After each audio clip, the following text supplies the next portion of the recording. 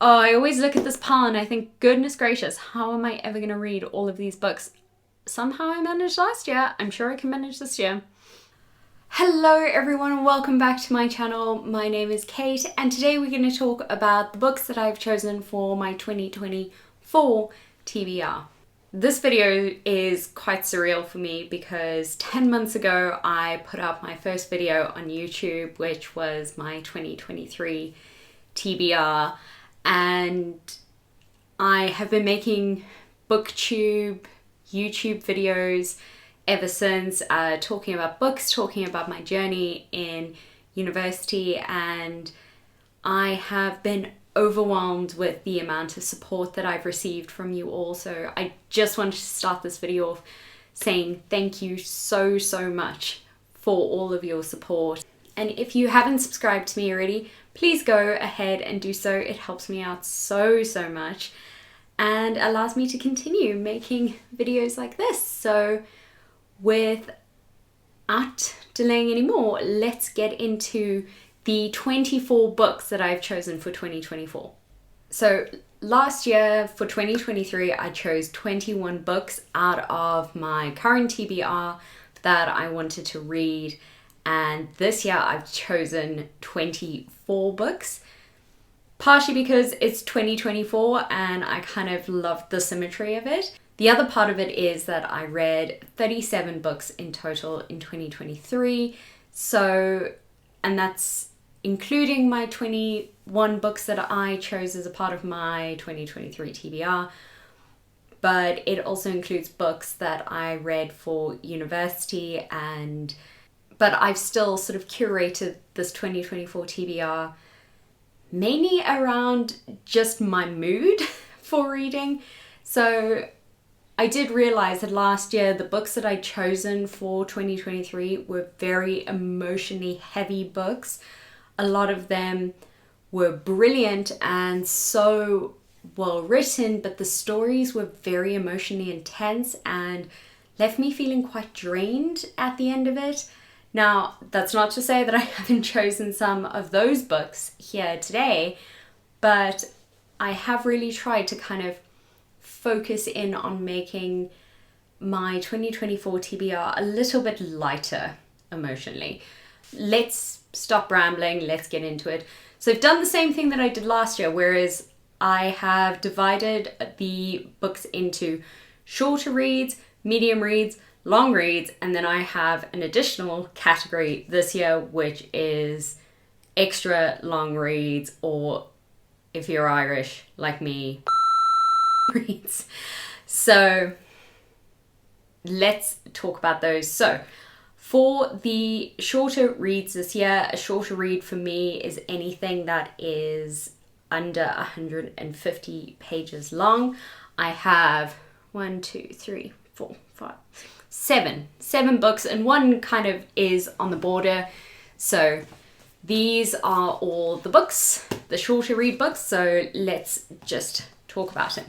So the first one that I actually want to bring out here is actually a poetry collection that I've decided to read for 2024. I didn't have a poetry collection in my 2023 TBR, so I thought I'd add that one in.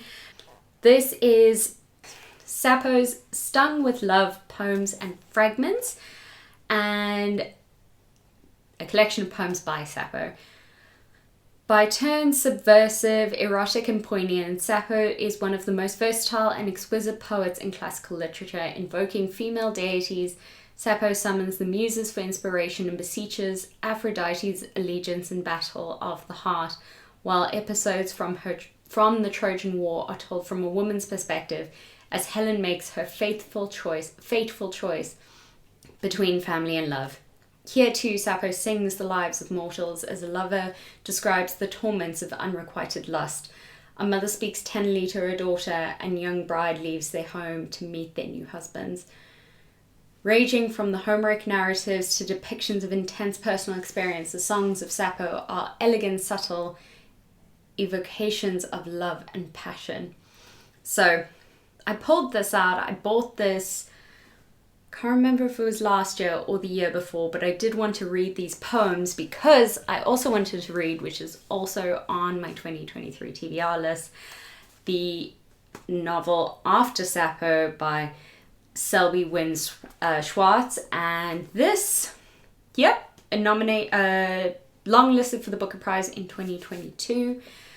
It's 1895, amid laundry and bruises, Rena Pierangeli Facco gives birth to the child of the man who raped her and who she has also been forced to marry. Unbroken, she determines to change her name and her life alongside it. 1902, Romaine Brooke sails for Capri. She has barely enough money for the ferry, nothing for lunch. Her paintbrushes are bald and clotted, but she is sure she can sell a painting and is fervent in her belief that the island is detached from all fates she has previously suffered. In 1932, Virginia Woolf writes, I want to make life fuller and fuller. Sarah Bernhardt, Colette, Eleanor Dust, Lena Palenti. These are just a few of the women sharing the pages of a book as fierce as it is luminous. Lush and poetic, furious and funny.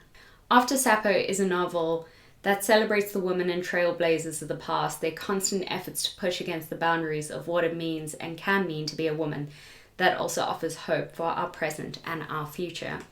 So my plan is to actually read both of these together to draw on obviously this piece of fictional work from the poems that are being referenced and to read them in conjunction.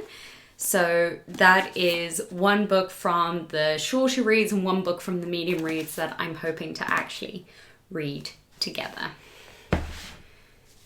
So the next book that I have on my shorter reads is from one of my favorite publishers, which you should know by now, Tilted Axis Press.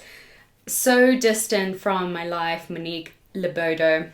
And this was sent to me by Tilted Access, and I'm so excited to read it. They sent me a whole lot of other books, but this is the one that I chose for my 2023 TBR. Genfi, a young man from fictional West African city, has one obsession that will determine his life: migration. He scrapes together money to take the illegal route across the Sahara, making it as far as Morocco before being repatriated. Increasingly desperate, he meets an elegant French widower who for his part is despairing at the insurmountable bureaucratic hurdles for his charity endeavour.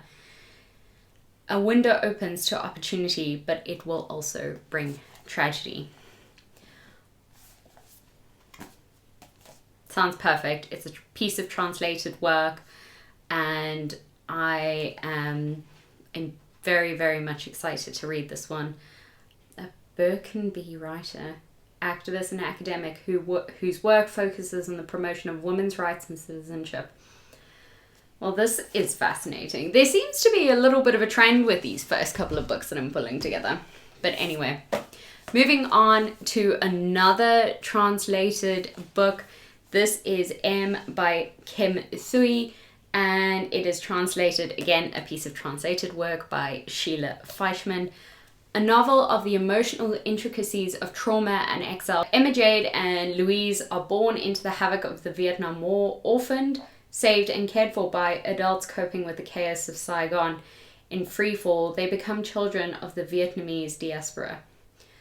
Through the linked destinies of characters connected by birth, the novel zigzags between the rubber plantations of Indonesia, life in Saigon, and during the war, the evacuation of thousands of mixed-race orphans in April 1975, and today's global nail polish and nail salon industry, largely driven by Vietnamese refugees. I picked up this book.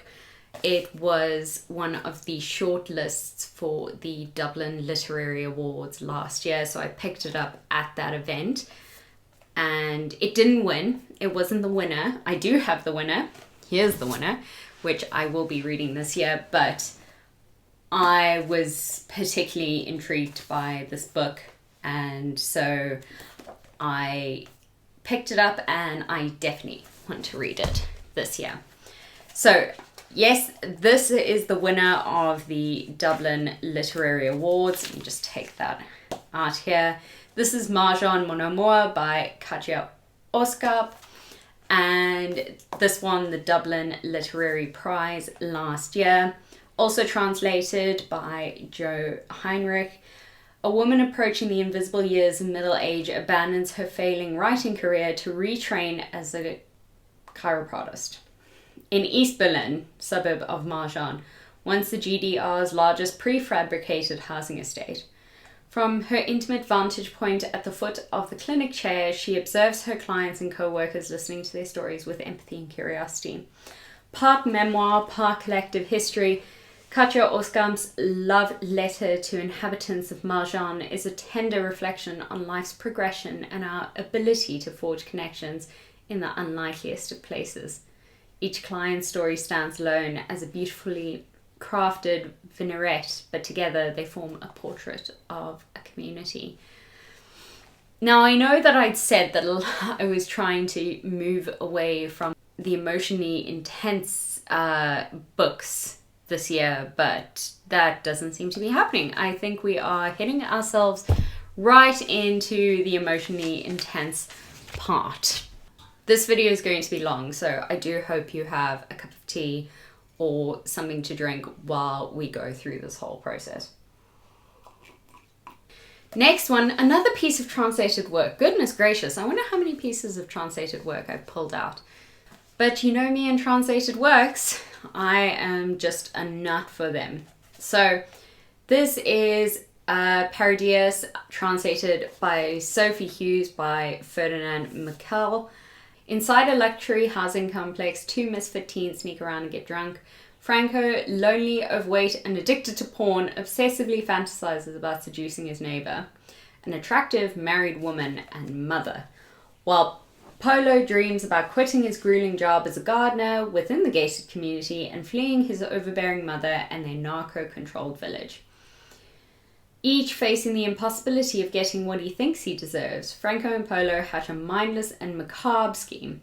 Written in a thrilling torrent of prose by one of the most exciting new writers, Paradais explores the explosive fragility of Mexican society, fractured by issues of race, class, and violence, and how the myths, desires, and hardships of teenagers can tear life apart at the seams. I do believe that this was... Oh no, Paradais was longlisted for the 2022 International Booker Prize. So yes, this is actually another Booker Prize longlisted book. So I also know this is actually a buddy read. There's a couple of these in here that are actually buddy reads that I am doing with my book club. Not my book club, but the book club that I am a part of. And I believe that we're reading this one in March or June. I can't remember exactly. March. We're reading this in March. So this will be a nice book to tackle then. I'm so looking forward to that. Finally, a fun read. The Prime of Miss Jean Brodie by Muriel Spark. Romantic, heroic, comic and tragic, unconventional schoolmistress Jean Brodie has become an iconic figure in post-war fiction. Her glamour, free-thinking ideas and manipulative charm hold dangerous sway over her girls at Marsh-Blaine Academy in Edinburgh. The creme de la creme who become Brodie set, introduced to a privileged world of adult games they will never forget. This novel, though short, is more complex than the award-winning film it became, starring Maggie Smith. Miss Brodie, a spinster, is a silly woman whose appetite for the higher things of life barely covers the disappointment she feels about the inadequacies of the men she meets. There is a desperation in her determination to infuse her girls with the same enthusiasm and ideals. A sad, very funny story that is enthralling and moving. So, probably one of the lighter reads that I will read this year.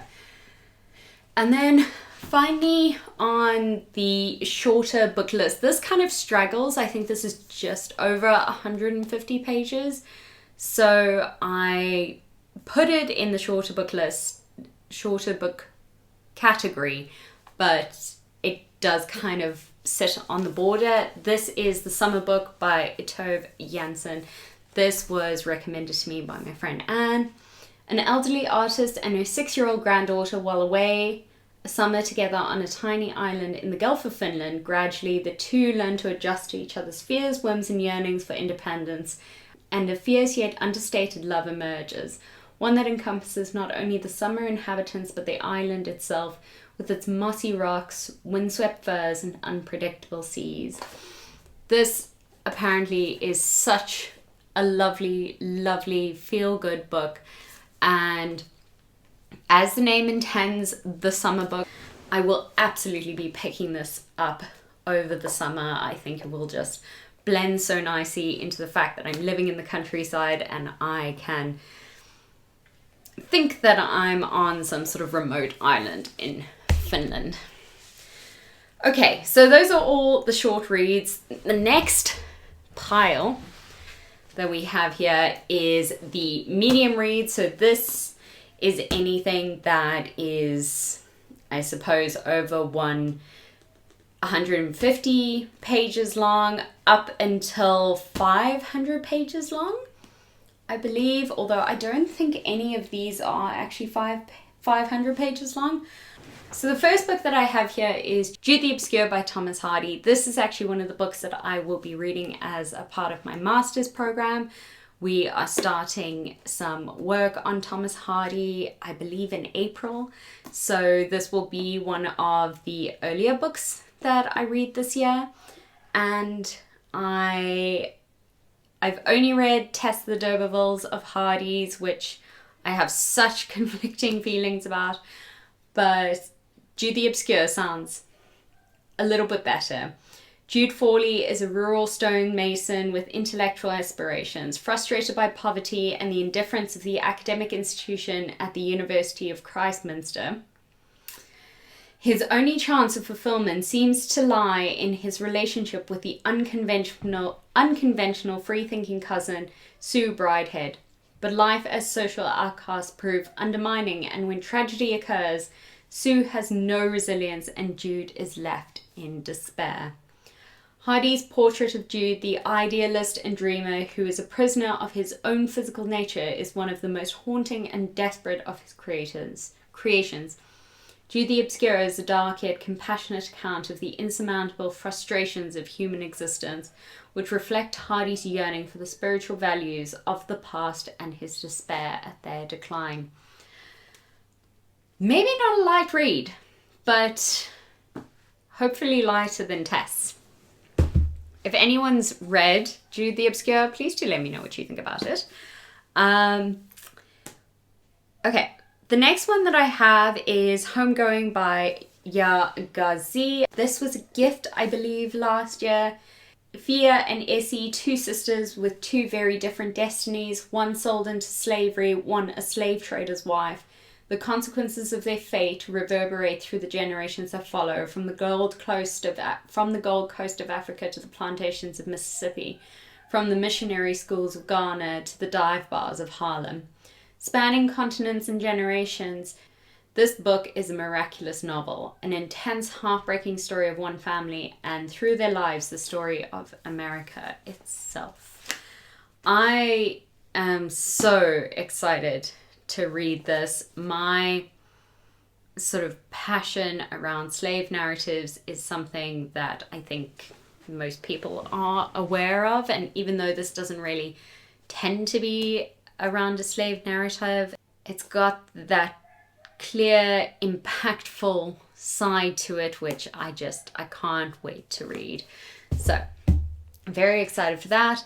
Then Interpretive Melodies, Jhumpa Lahiri. So I read Whereabouts last year, absolutely loved it. It was one of my best books of 2023, and I think Interpretive Melodies is her more common or more well-known book. So I'm so excited to read this. It was the winner of the Pulitzer Prize, winner of the PEN Hemingway Award, and winner of the New Yorker Prize for the best first book. Oh, this was her first book. Oh, that's fascinating. Okay. Lahiri's prize-winning debut collection explores the lives of Indians in exile, of people navigating between the strict traditions they've inherited and the baffling new world they must encounter every day. Whether set in Boston or Bengal, these sublime, understated stories, imbued with humour and subtle detail, speak with eloquence to anyone who has ever felt the yearnings of exile or the emotional confusion of an outsider. Okay. This sounds so fascinating. I'm so excited to dive into that. Continuing my journey for the last and final year of the Nervous Conditions trilogy. This is This Mournable Body by Tsitsi Dangarembga, and this is her last book in the series. I read Nervous Conditions in 2022. I read the Book of Not in 2023. Yeah, it was okay, but that's supposedly the way that it goes. And then there has been incredibly high praise for This Mournable Body. I believe, yes, longlisted for the 2022 Booker Prize. So here we meet Tambudzai, living in a rundown youth hostel in downtown Harare and anxious about her prospects after leaving a stagnant job. At every turn in her attempt to make a life for herself, she is faced with fresh humiliation. Oh no, she went through so much in the last book. I don't know if I can bear it.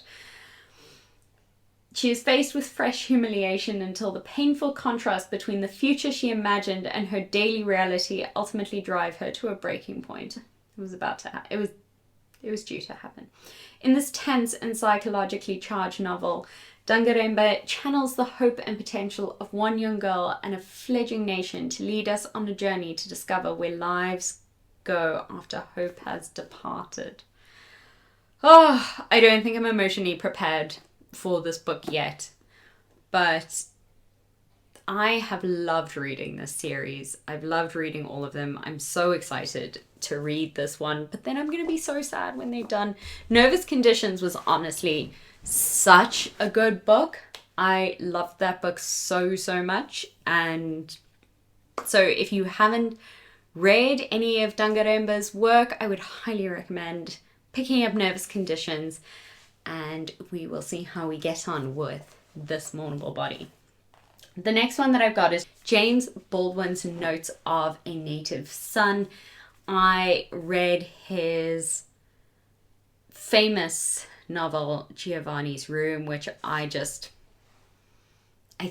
I included it in my video of my favorite books of all time, or the best books of all time that I've read, or one of those videos. I can't remember exactly which one it was. I can't remember, but James Baldwin is an absolute artist, and I've been desperate to read more of his work, so I picked up The Notes of a Native Son. The story of the Negro in America is the story of America. It is not a very pretty story.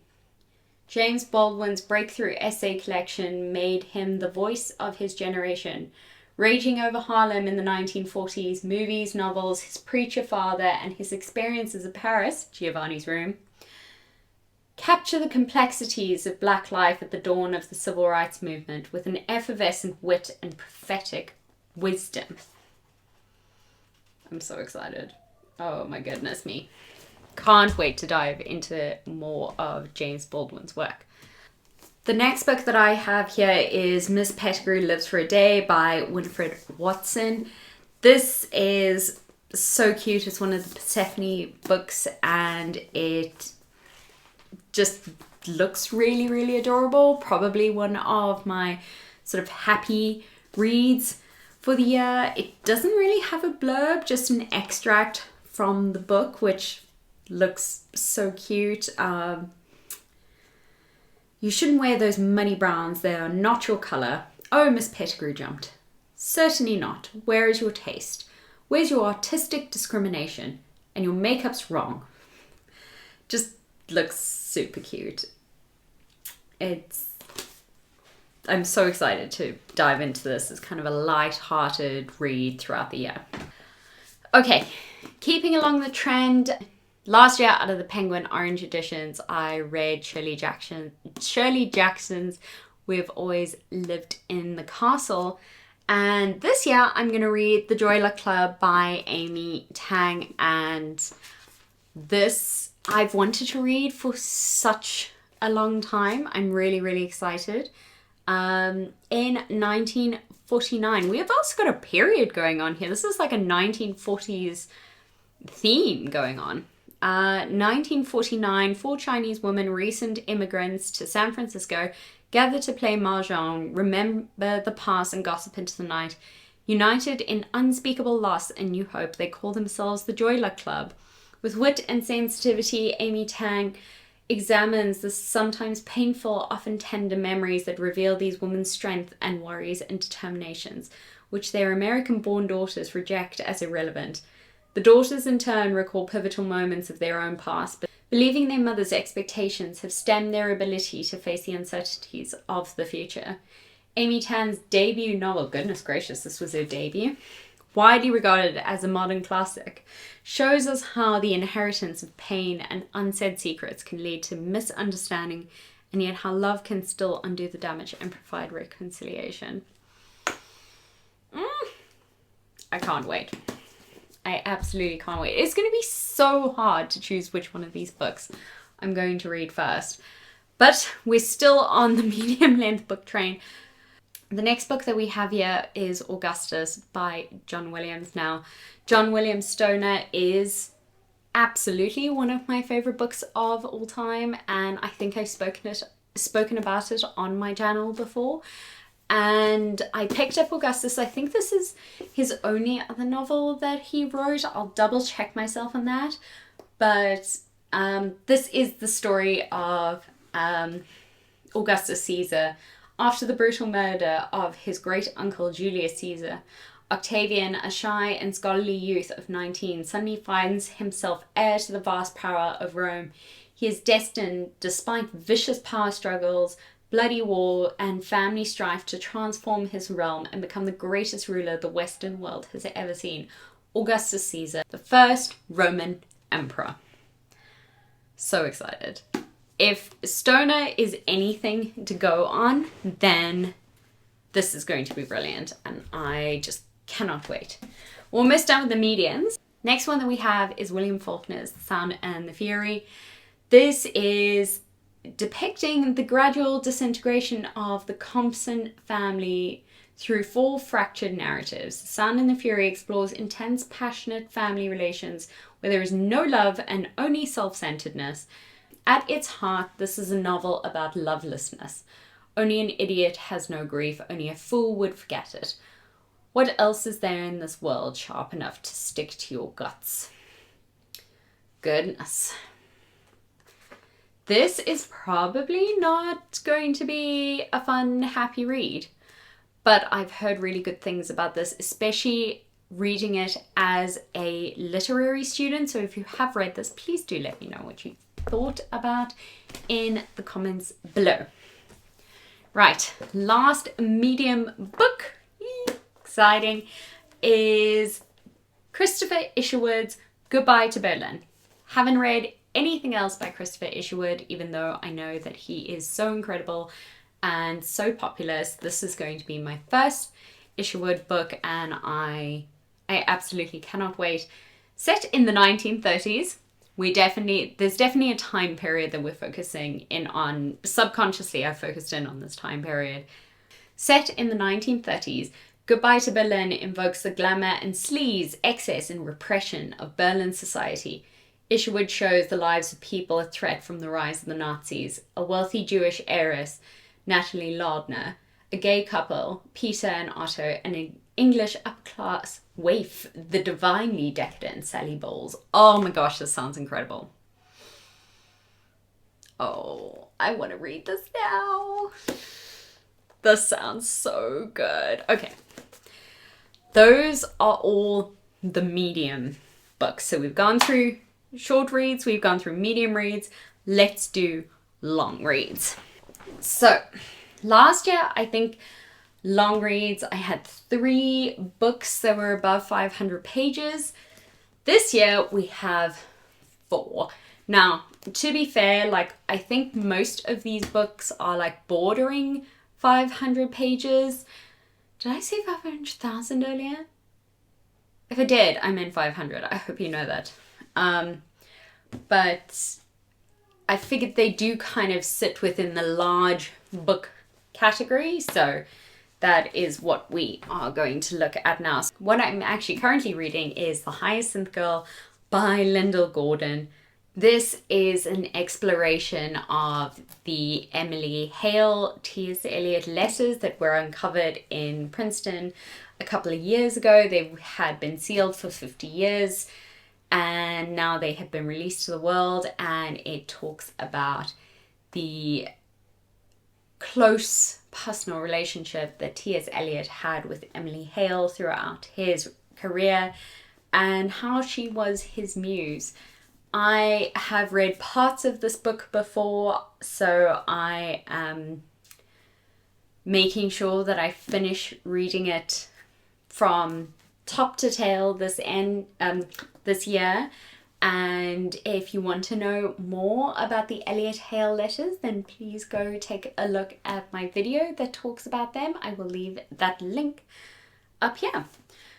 Let me just clarify. This book is 496 pages, so just shy of 500 pages. In memory of Maria Stepnova, I know this book is 500 pages on the dot because I thought that was quite funny. This is another piece of translated work, but I believe this is actually non-fiction. Yes, it is, 100%. With the death of her aunt, Maria Stepnova is left to sift through an apartment full of faded photographs, old postcards, letters, diaries, and heaps of souvenirs, a withered repository of a century of life in Russia. Carefully reassembled with calm, steady hands, these shards tell the story of how a seemingly ordinary Jewish family somehow managed to survive the myriad of persecutions and repressions of the last century. In dialogue with writers like Roland Barthes or W.G. Sebart, Susan Sontag, and Osip Mandelstam. Don't know who that is, but that's interesting. Osip Mandelstam. Okay. In Memory of Memory is imbued with rare intellectual curiosity and a wonderfully soft-spoken poetic voice, dipping into various forms, essay, fiction, memoir, travelogue, and historical documents. Stepnova assembles a vast panorama of ideas and personalities and offers an entirely new and bold exploration of cultural and personal memory. I am interested in reading this partially for my master's, which obviously looks at that interdisciplinary factor of viewing objects in history and literature all kind of in one beautiful, big, analytical bubble. So I am excited to look at that in more depth. And then, guys, I'm so excited for this book.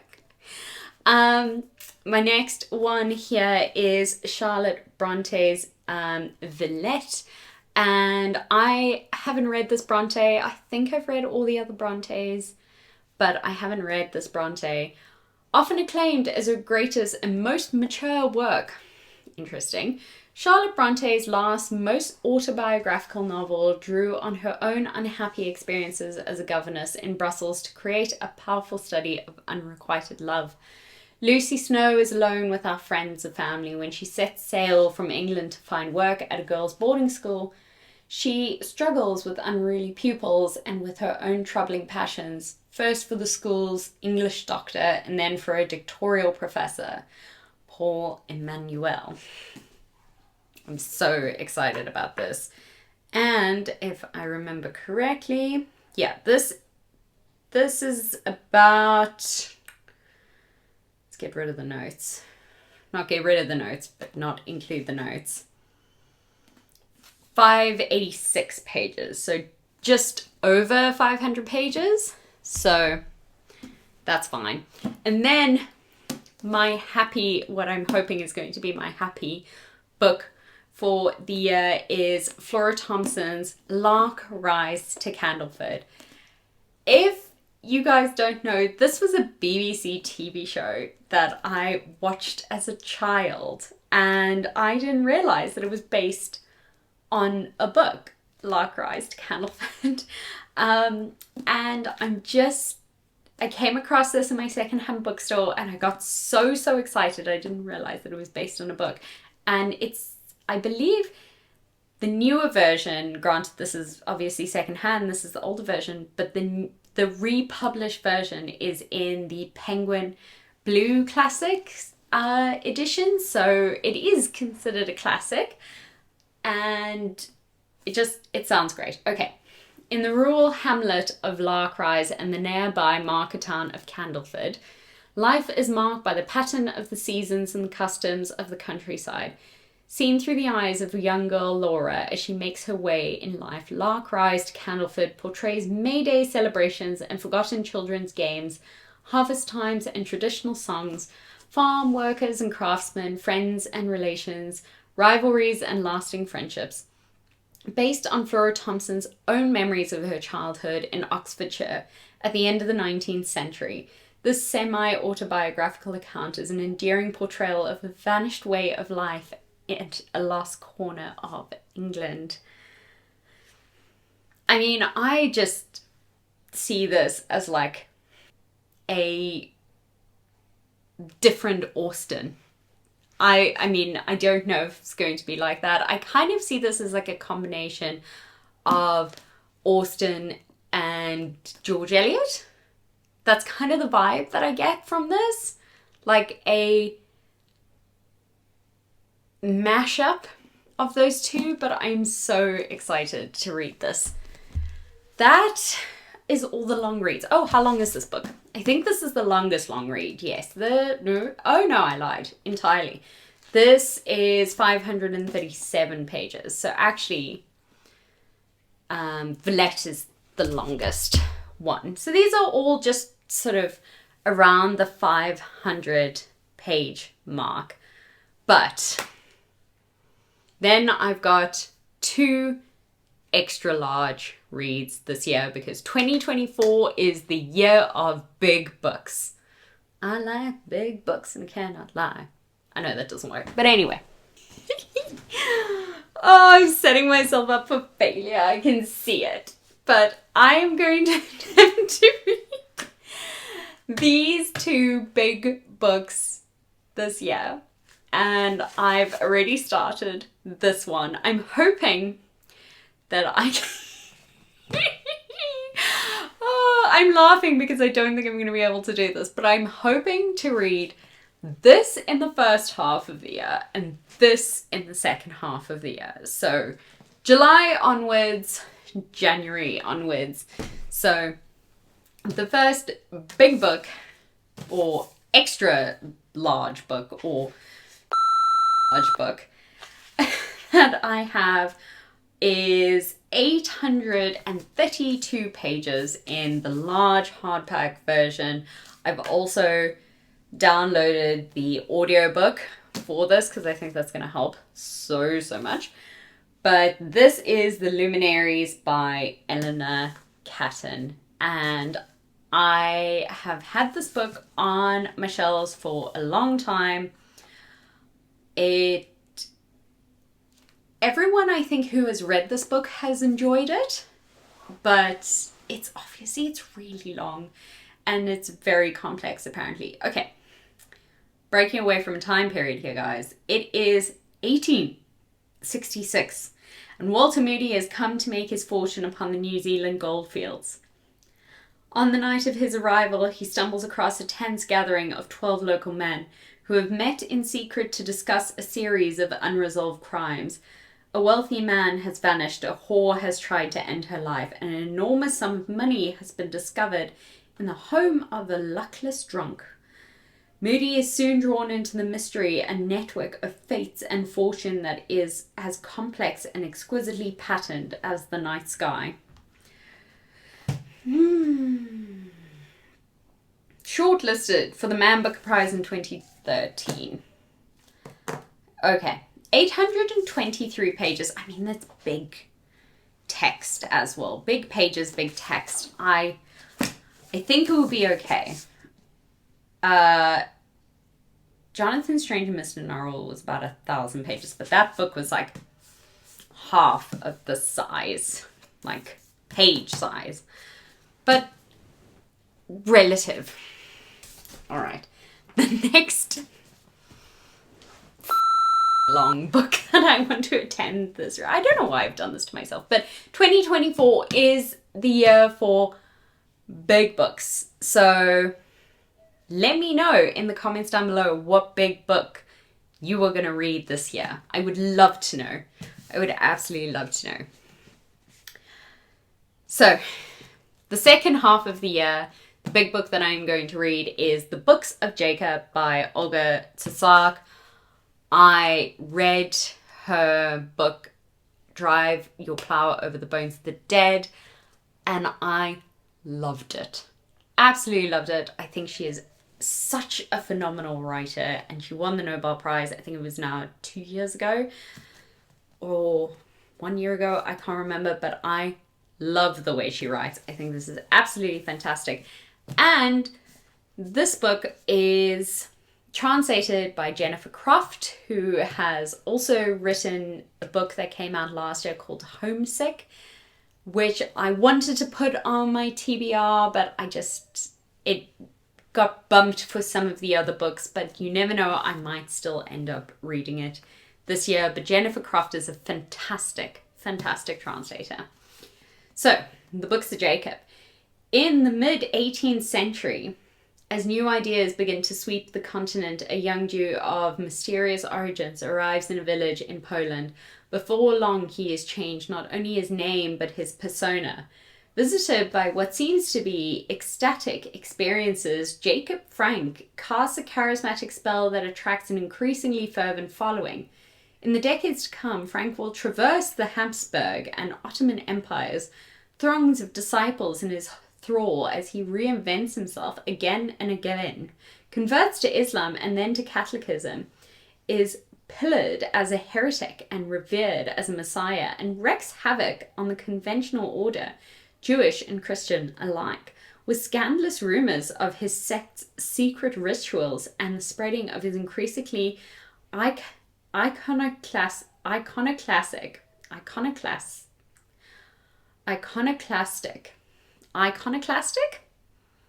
What a word! Iconoclastic. Wow, I like it. One more time. Iconoclastic beliefs.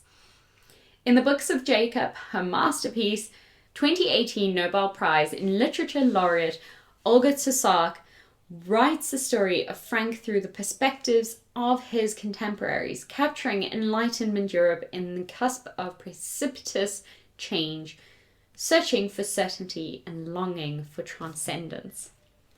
I mean, it sounds incredible. It sounds so good. What do you guys think? Am I setting myself up for failure? I think I might be. But I'm also excited to just knock these 24 books out of the park. Now, I do just want to say that however you plan your year in reading is absolutely fine. I love pulling together a TBR list. It is so exciting to me to shop what is in my TBR and to try and focus in on that. However, as I say, I really do want to read some more uplifting books this year. So if some of these get a bit too intense, I might swap in some happier reads, maybe some lighter reads that I would like to tackle this year as well. But having gone through my bookshelves and shopped for my TBR, these are the ones that I've pulled out, and I'm so excited to read them. If you're going to read any of these books in 2024, please do let me know.